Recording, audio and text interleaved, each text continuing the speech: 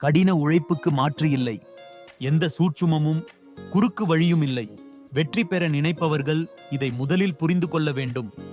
உலகத்தை ஆட்சியாளர்களாக மாற்றியவர்கள் யார் தெரியுமா? கடின உழைப்பை தங்களுடைய பழக்கமாக மாற்றியவர்கள்தான்.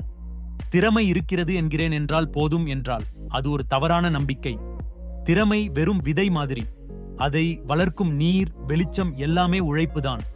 உழைப்பின்றி அந்த விதை ஒருபோதும் மரமாகாது. சோதனைகள் உங்களை நிலைத்து வைக்கும் பரிசோதனைகள். உழைப்பும் நம்பிக்கையும் இணைந்தால் முடியாதது எதுவும் இல்லை. ஒவ்வொரு நாளும் உங்கள் கனவை நினைவில் வையுங்கள்.